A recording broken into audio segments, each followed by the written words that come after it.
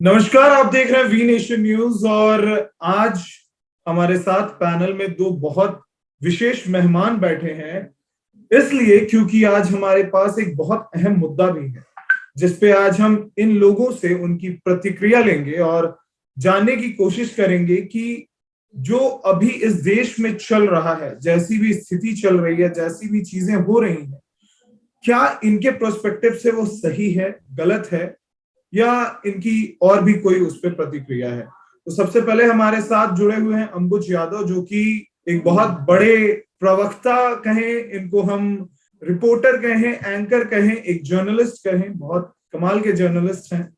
और बहुत समय से ये एनबीटी के साथ जुड़े रहे हैं, उसके बाद न्यूज नाउ के साथ जुड़े रहे हैं, और बहुत तजुर्बा है इनके पास जर्नलिज्म का। और हमारे साथ जुड़े हैं राहुल सिंह, जो कि न्यूज नाउ के साथ अभी कार्यरत हैं, और बहुत कमाल की इनकी रिपोर्टिंग है, इनकी वॉइस ओवर्स के चर्चे देश भर में होते हैं।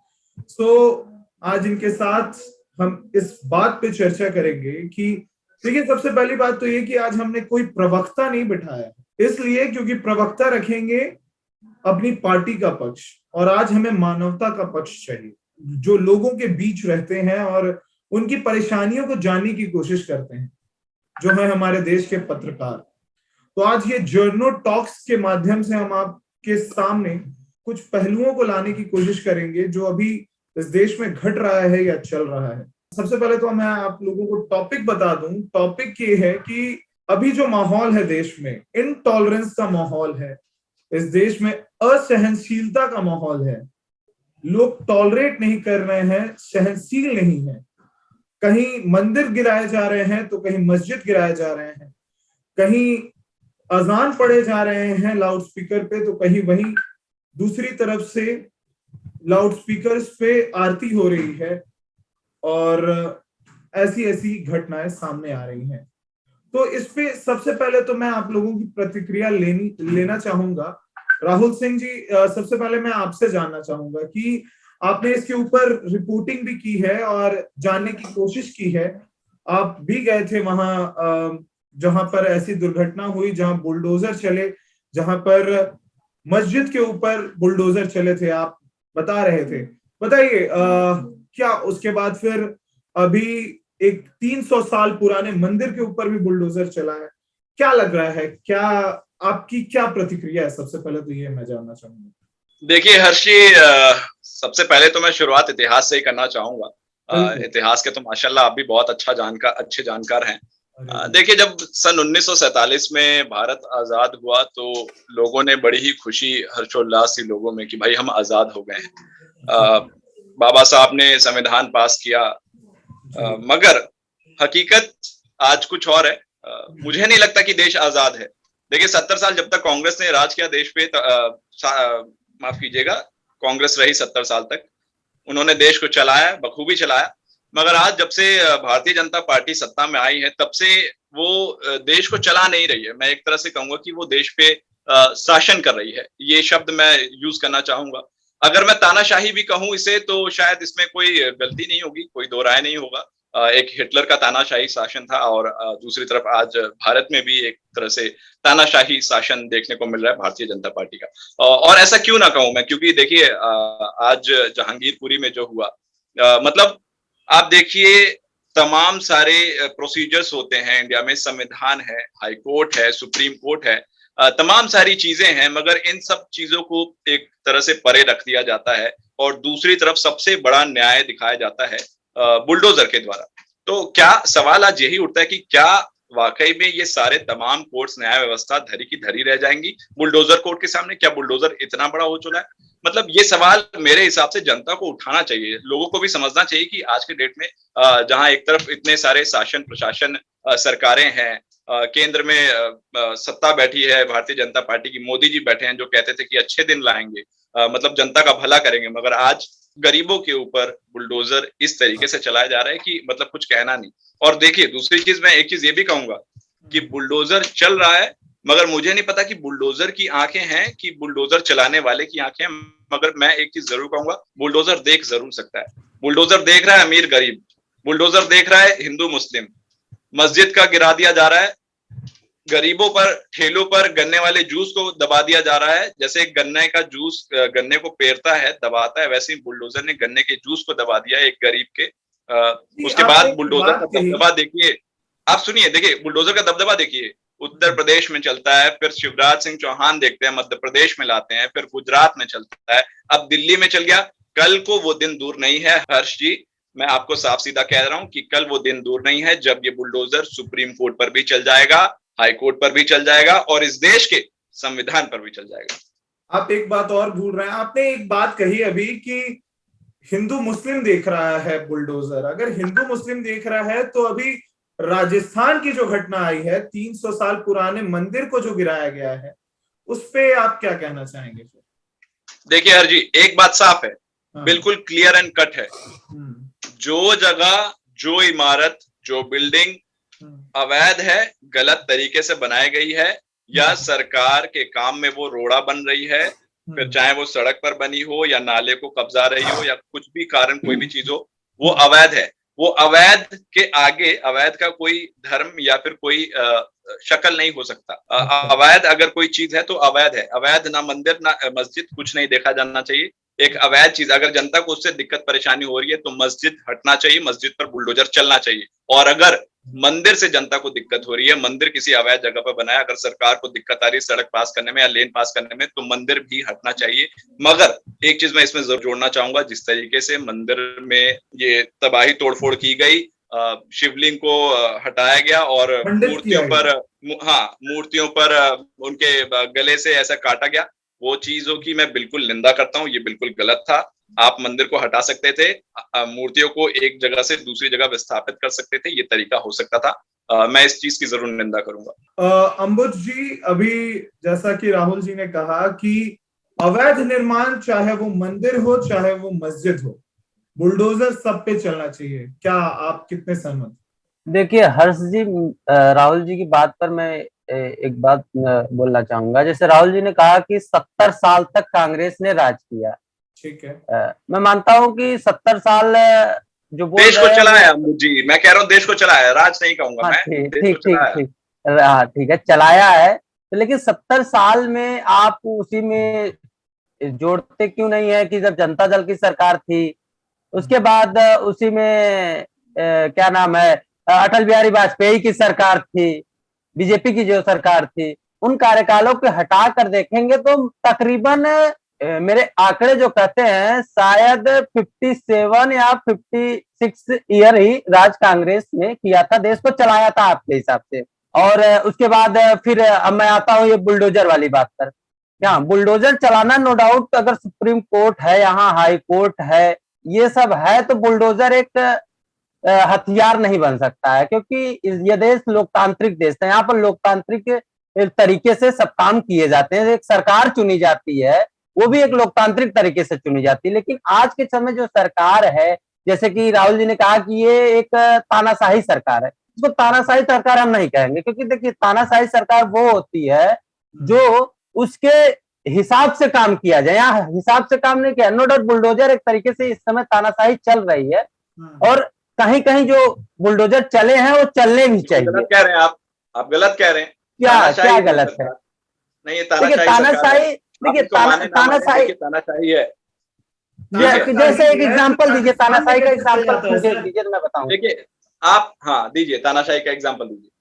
नहीं आप दीजिए, आप तानाशाही कह रहे, मैं तो तानाशाही नहीं कर रहा हूँ। ठीक है, मैं दे रहा हूँ। कल आप छोटा सा उदाहरण देखिए, जहांगीरपुरी का देखिए, कोर्ट के ऑर्डर्स नहीं आते, उसके बावजूद उससे पहले 10 बजे बुलडोजर्स पहुंच जाते हैं। कोर्ट के ऑर्डर्स नहीं पहुंचते, बुलडोजर अतिक्रमण करता है, उसके एकदम 10 सेकंड 10 मिनट बाद कोर्ट के ऑर्डर्स आ जाते हैं। सवाल मेरा सुनिए, क्या सुप्रीम कोर्ट कुछ नहीं कहती? एक सवाल सुनिए, ये जहांगीरपुरी में बुलडोजर चलने का जो एमसीडी ने अनाउंस किया, वो 2 दिन पहले किया था, ठीक है, 2-3 दिन पहले कर दिया था। जब वो घटना हुई थी तभी कहा था कि ये यहाँ पर एक घटना हुई है जिसके द्वारा हुई है, चल जाएगा। तब कोर्ट कहाँ सोया हुआ था? तब कोर्ट ने वो नहीं कहा। गलत 2-3 दिन पहले नहीं कहा था।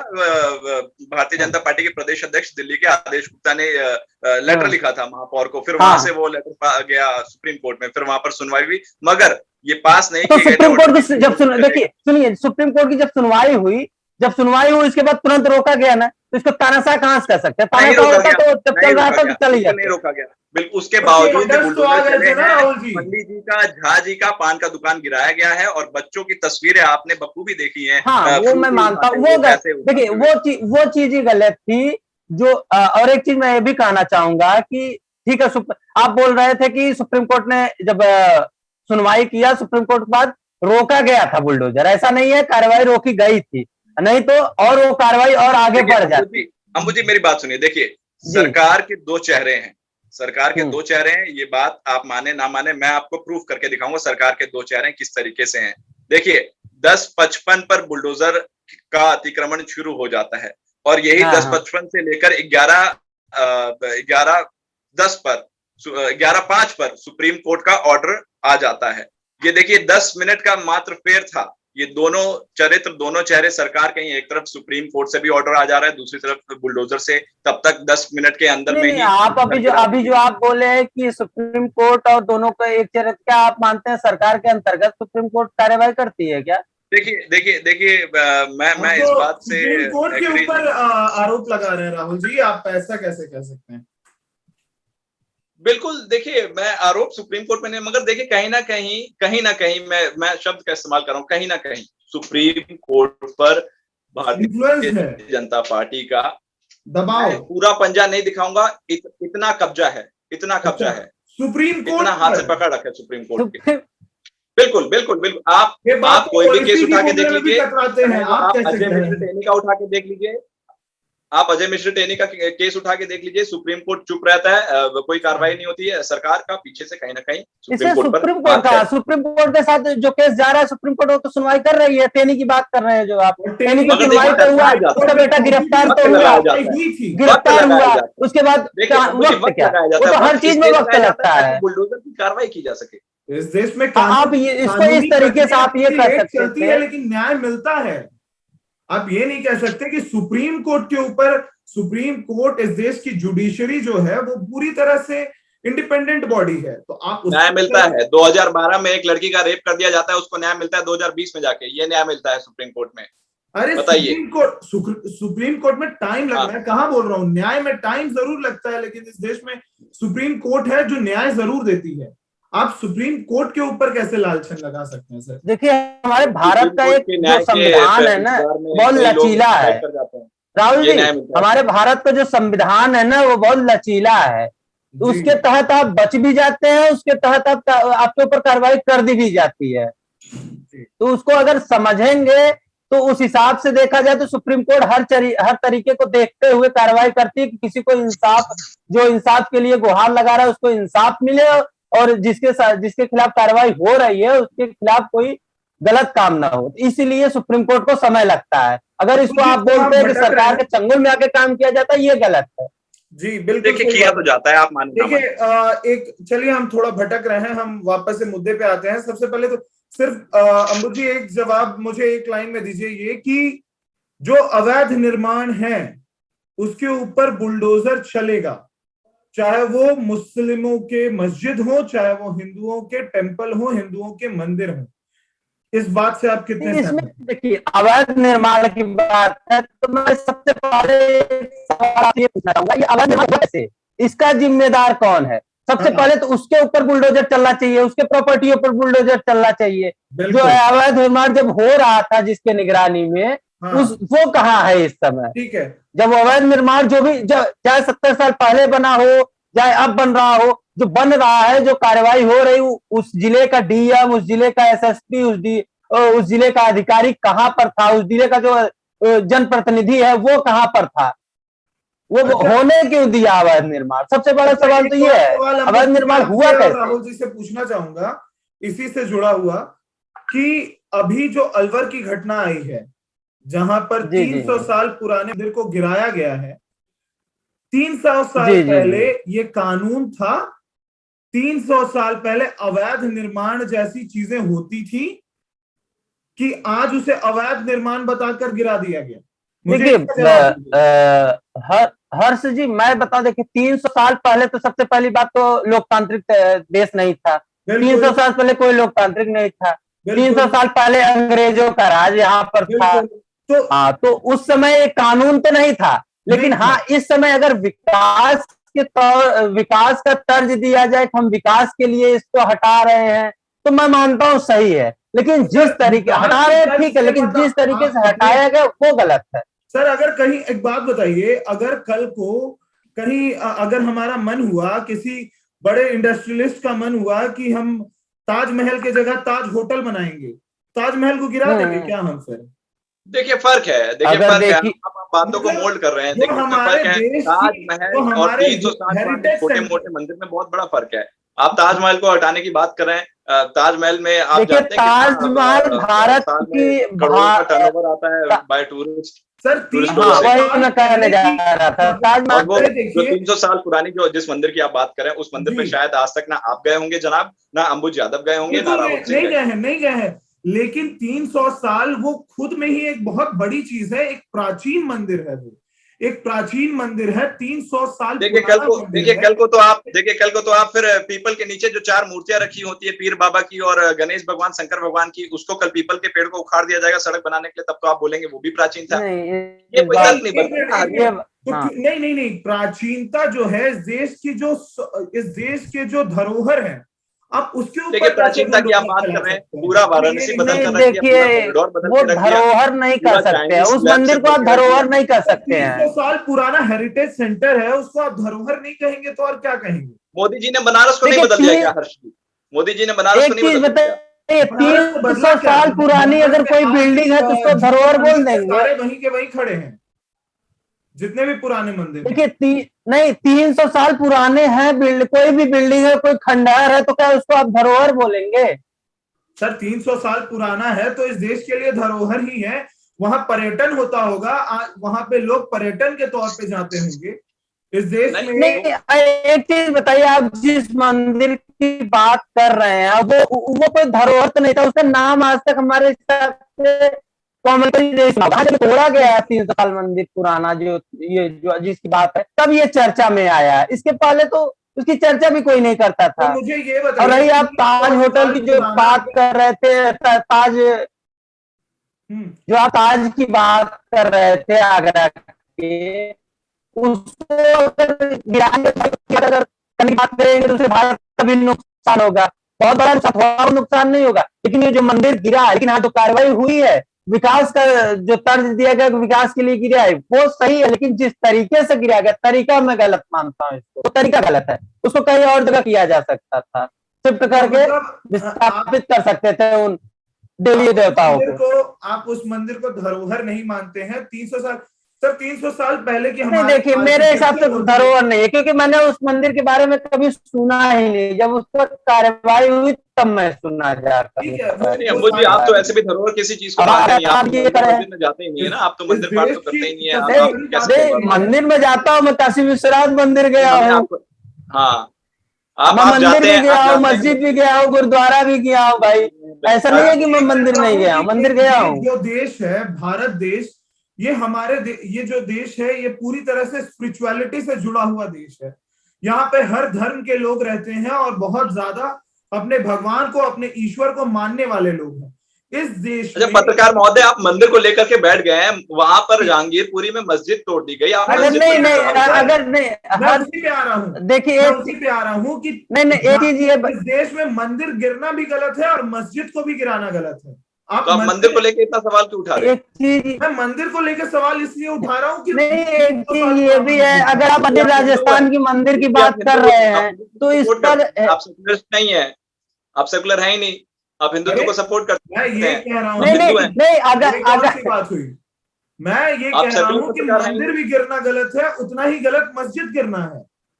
मगर आप ज्यादा बात तो सवाल तो आप ज्यादा मंदिर को लेकर पूछ रहे हैं। नहीं, अगर आप कर रहे हैं कि मंदिर की बात कर, मंदिर तो उस पर देखिए नगर निगम वहां बीजेपी का है राजस्थान में, तो इस पर बीजेपी पर सवाल भी खड़े हो सकते हैं, और कार्रवाई नगर निगम की थी। एक सवाल ये भी उठ रहा है कि इस देश में एक तरफ बीजेपी मस्जिद गिरा रही है तो कांग्रेस वाले मंदिर गिरा रहे हैं। नहीं, ये गलत है, आप कैसे कर सकते हैं कांग्रेस मंदिर गिरा रहा है, अब राजस्थान की कार्रवाई को कर रहे हैं, आप राजस्थान की कार्रवाई की बात कर रहे हैं ना, राजस्थान नगर निगम की कार्रवाई है, वो नगर निगम बीजेपी है। आप ऐसे कर सकते हैं कांग्रेस की बात है? मतलब है बीजेपी तो सीधा सीधा आरोप लगा रही है कांग्रेस पे। देखिए, आरोप लगाना, बीजेपी वाले तो बहुत सारे आरोप लगाते हैं, मैं उसकी बात नहीं करूंगा, लेकिन ये आप जो बोले हैं कि कांग्रेस मंदिर गिरवा रही है, कांग्रेस मंदिर गिरवा रही होती तो ये जब 70 साल तक केंद्र में राज किया था तब तक बहुत पहले ही गायब हो गया होता वो मंदिर सब। ठीक है, चलिए अब ये अगर ये आप लगाए, चलिए एक और बात के साथ अंत करते हैं इस डिबेट का। एक मैं ये सवाल लूंगा आप लोगों से कि अभी जो असहनशीलता का जो माहौल है, ये इससे पहले कभी इतना ज्यादा नहीं देखने को मिला। इसका पहले तो मैं ये रीजन जानना चाहूंगा कि इसका रीजन क्या है, और दूसरी बात ये कि एक तरफ से अजान चलते हैं और दूसरी तरफ उसी वक्त दूसरी तरफ से हनुमान चालीसा पढ़ी जाने लगती है। ये जो इनटॉलरेंस है ये इस देश में क्यों बढ़ रहा है और इसको खत्म कैसे किया जा सकता है, क्योंकि ये हमारा एक सेक्युलर देश है। इस देश में हमें इन चीजों से ऊपर उठ के जो अहम मुद्दे हैं उनके ऊपर उनको ज्यादा तवज्जो देना की जरूरत है। कैसे इससे ऊपर उठ सकते हैं? जी देखिए, सबसे बड़ी चीज ये है कि सरकार जनता की नफ्स पकड़ती है, और आज के डेट में जनता की नफ्स है हिंदुत्व वाला खून दौड़ना उनके रगों में। हिंदुत्व वाला खून दौड़ेगा तो सरकार को फायदा मिलेगा। गरीबी, लाचारी, बेरोजगारी, उसके बाद महंगाई, ये सारी चीजें बाद में आती। सबसे पहला हिंदू राष्ट्र, हिंदू धर्म सबसे पहले ऊंचा आना चाहिए, आगे आना चाहिए। यही भारतीय जनता पार्टी करती है। हिंदू और मुसलमानों को हिंदुत्व के पक्ष में अपने आप को दर्शाना कि भाई हम आपके साथ हैं, आप हमारे भाई हैं। देखिए, क्योंकि ये बात कहीं से भी छुपी नहीं है। 130 करोड़ की आबादी है इस देश की। इस देश में 130 करोड़ में 40 करोड़ मुसलमान है, तो 90 करोड़ हिंदू है, और अधिकतर वोट हिंदुत्व का, हिंदूवादियों का भारतीय जनता पार्टी को जाएगा और मुसलमानों का वो बीजेपी को नहीं जाएगा। बीजेपी की यही हमेशा से साजिश कह लें, चाल कह लें, मैं नहीं कह सकता, जो भी चीज हो, मगर ये रहा है कि हिंदू वोटर को हमेशा से पकड़ना। क्योंकि अगर हिंदू वोटर एक बार में पूरी 90 करोड़ की जनता उनके हाथों में आ जाती है तो बस दैट्स इट, चुनाव उनके हाथों में। और आप देख लीजिए, दिसंबर में गुजरात में चुनाव है और अभी से 1 साल बाद 2024 में लोकसभा के इलेक्शंस हैं। ये देखिए, क्या कहना चाह रहे हैं कि गुजरात के लिए पिच तैयार किया जा रहा था? बहुत पहले से रणनीति भारतीय जनता पार्टी बनाना शुरू कर देती है। ये उसी का एक पार्ट है। दिल्ली दंगे उसी के एक पार्ट है। गुजरात के चुनाव के लिए पिच तैयार किया गया दिल्ली से, ये कह रहे हैं आप? देखिए, ये ईंट का जवाब बुलडोजर से देना कोई बहुत जरूरी नहीं था। ईंट का जवाब उम्र कैद से, ईंट का जवाब एनएसए रासुका से, ईंट का जवाब यूएपीए से, ईंट का जवाब, भले आप एनकाउंटर तो मैं नहीं कहूंगा या पैर में गोली मारना भी नहीं कहूंगा, तमाम सारी चीजें, तमाम सारे प्रोसीजर हैं, इन सारी चीजों से दिया जा सकता था, मगर ईंट का जवाब बुलडोजर से दिया गया। ये तानाशाही सरकार है। ये तानाशाही सरकार पूरे भारत पे कब्जा करना चाहती है, हर एक स्टेट में, हर एक राज्य में। राहुल जी कह रहे हैं अंबुज भाई कि इस देश में तानाशाही हो रही है, और दूसरी चीज ये कि पिच तैयार किया जा रहा था गुजरात के लिए और लोकसभा इलेक्शन के लिए, और गुजरात और लोकसभा इलेक्शन के लिए इलेक्शन का आवाज नहीं है, आपकी आवाज नहीं आई है। पिच तैयार की जा रही थी, बताइए अपना स्टैंड। नहीं, देखिए, आपका सवाल शुरू में था कि जो देश में चल रहा है, एक तरफ अजान चल रहे हैं, एक तरफ हनुमान चालीसा चल रहा है। जी। देखिए, ये तो मेरे हिसाब से ये बहुत पहले से ही चल रहा है। इस समय इसको राजनीति के तौर पर देखा जा रहा है, क्योंकि पहले भी आज देश में हिंदू थे, मुसलमान थे, तो उस समय भी अजान चलाई जाती थी, तब पर भी हनुमान चालीसा पढ़े जाते थे, अभी भी पढ़ जा रहा है। लेकिन इस समय इसको देख रहे हैं लोग, पॉलिटिकली मुद्दा बना रहे हैं। जैसे आज महाराष्ट्र की घटना मैं बताऊंगा। महाराष्ट्र में नवनीत राणा बंधु, मतलब पति पत्नी दोनों ने मातोश्री पे बहुत कोशिश की हनुमान चालीसा पढ़ने की, लेकिन नहीं कर पाए।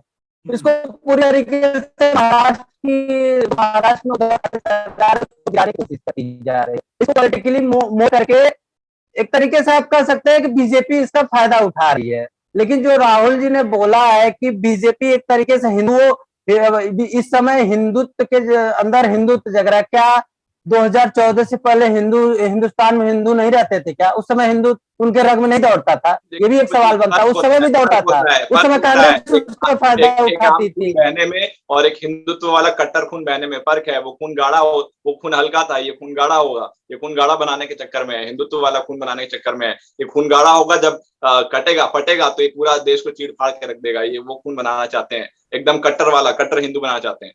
कट्टर हिंदू की क्या परिभाषा है? कट्टर हिंदू कोई नहीं, मैं इनका सवाल का जवाब दे दूं राहुल जी के। तो राहुल जी ने कहा उस समय कट्टर हिंदू बनाया जा रहा है, इस समय कट्टर हिंदू बनाया जा। तो क्या 2014 से पहले हिंदू में कट्टरता नहीं थी क्या? उस समय दंगे नहीं होते थे? अधिकतर जो दंगे हुए 2014 से पहले ही हुए हैं, उस 2000 के बाद नहीं हुए हैं, उसके पहले हुए हैं। तो उसमें कांग्रेस की सरकारें थी, जो भी हिंदू मुसलमान दंगा हुआ 2014 से पहले बहुत सारे दंगे हुए, उसमें भी भाई साहब गोधरा कांड, चीजें तो भारतीय जनता पार्टी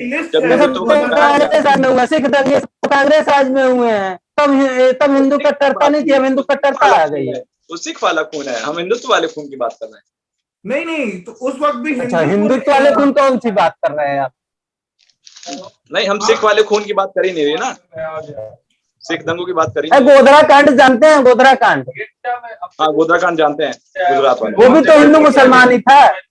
मुजफ्फरनगर दंगा जानते हैं? मुजफ्फरनगर दंगा, वो भी हिंदू मुसलमान था। देखिए दंगे हुए हैं इस बात, 2014 से पहले तब बीजेपी नहीं थी उस समय। दंगे हुए, मगर सोया हुआ हिंदू अब जागा है। भारतीय जनता पार्टी के कार्यकाल में हिंदुओं को जगाया गया है अपनी नींद से कि भाई हिंदू उठो। लेकिन अगर आप बोलते हैं कि हिंदू जाग गया है, अगर आप कह रहे हैं हिंदू जाग गया है, तो आप ये बात कैसे कह रहे हैं कि कट्टरता है?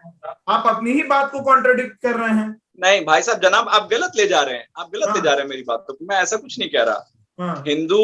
हिंदू जागा नहीं है, हिंदू एक नींद में, उतनी गहरी नींद में नहीं सोया है, मतलब सोया हुआ है। उसे जगाने की जरूरत है, जो बीजेपी कर रही है उसे कट्टर बना रही है। हिंदू जगाने की जरूरत है, मतलब आप कह रहे हैं कि इस देश में कट्टर हिंदू होने चाहिए, कट्टरता बीजेपी कह रही है, मैं नहीं कह रहा हूँ। बीजेपी कर रही है, ये बीजेपी कर रही है। आप उदाहरण देख लीजिए, ये एम्पायर खड़ा करना शुरू कर दिया है। यति नरसिंह आनंद देख लीजिए, उसके बाद सुरेश चौहान के देख लीजिए, उसके बाद आप साध्वी ऋतंभरा देख लीजिए, उसके बाद आप सुरेश चौहान, कौन से सुरेश चौहान की बात आपने की है? सुदर्शन न्यूज के चीफ एडिटर। अच्छा, सुदर्शन न्यूज, ठीक है, उनके बारे में मैं नहीं कुछ बोलूंगा। और बताइए, नाम बताइए, आप अपनी बात पूरी करिए। चुके हैं आप, उनके बारे में ऐसी बात कर रहे हैं राहुल जी। नहीं, हम देखिए मतलब इस देश में, देखिए साहब बात मेरा, मैं अंततः ये इस नोट के साथ खत्म करना चाहूंगा। इस देश में कट्टर किसी को भी नहीं होना चाहिए, फिर चाहे वो हिंदू हो चाहे मुसलमान हो, कट्टर किसी को भी नहीं होना चाहिए। मिल बांट कर रहना चाहिए, प्यार चैन अमल से रहना चाहिए। ये देश ना तो हिंदू राष्ट्र बनना चाहिए, ना ही मुस्लिम राष्ट्र बनना चाहिए। देश बनना चाहिए तो इंसानियत राष्ट्र बनना चाहिए, सेकुलरिस्ट बनना चाहिए। जी बस। तो इसी मैसेज के साथ इस डिस्कशन का अंत करते हैं कि इस देश के जो मूल हैं, इस देश के मूल में है धर्मनिरपेक्षता, सेक्युलरिज्म, उसे हमें नहीं भूलना चाहिए। और तो इनटॉलरेंस की जो अभी समा पूरे देश में बंधी हुई है, इसके ऊपर हम लोगों को कुछ करने की आवश्यकता है। हमें उस राह में नहीं जाना है जो नफरत फैलाए, ये हमें समझना होगा, हमें इसके ऊपर ध्यान देने की आवश्यकता है। और मुझे लगता है कि ये देश स्पिरिचुअल देश है, जहां सबसे ऊपर स्पिरिचुअलिटी को रखा जाता है। उस देश में ना ही एक भी मस्जिद गिरने चाहिए और ना ही एक मंदिर गिरना चाहिए। वो इस देश के लोगों के आस्था से जुड़ा हुआ है। देश क्षेत्रफल से नहीं, लोगों से बनता है, और लोगों की आस्था मंदिर और मस्जिद से जुड़ी हुई है। चाहे वो अवैध हो, मुझे नहीं लगता कि मंदिर और मस्जिद को गिराया जाना चाहिए। अगर इतना ही अवैध है तो सबसे पहले तो ये जांच होनी चाहिए कि जिस वक्त उसका कंस्ट्रक्शन हो रहा था कैसे होने दिया, और जिसने कंस्ट्रक्शन करवाया है उसके घर पर, उसके ऑफिस पर चलना चाहिए सबसे पहले तो बुलडोजर। और दूसरी चीज ये कि अगर इतना ही अवैध है तो उसको खंडित नहीं करना चाहिए। वहां पर किसी तरह से उसे गवर्नमेंट को अपने अंडर लेकर वहां कोई मदरसा बनवा दें या वहां पर कोई पाठशाला बनवा दें, उसे निस्ते नाबूद ना करें, क्योंकि वहां से लोगों की आस्था जुड़ी हुई है। खैर, ये तो मेरा खुद का पॉइंट ऑफ व्यू था, लेकिन इस देश में असहनशीलता को खत्म करने की जरूरत है। हमें इस देश में फिर से प्यार स्थापित करना होगा, क्योंकि नफरत इस देश में बहुत ज्यादा बढ़ चुकी है। राजनीति के साथ इस देश में आज के दिन धर्म को जोड़कर एक गलत नैरेटिव सेट किया जा रहा है, उससे हमें आगे बढ़ना पड़ेगा। इसी के साथ देखते रहिए वी नेशन न्यूज। फिर मिलते हैं एक ऐसे ही नए डिस्कशन के साथ। धन्यवाद।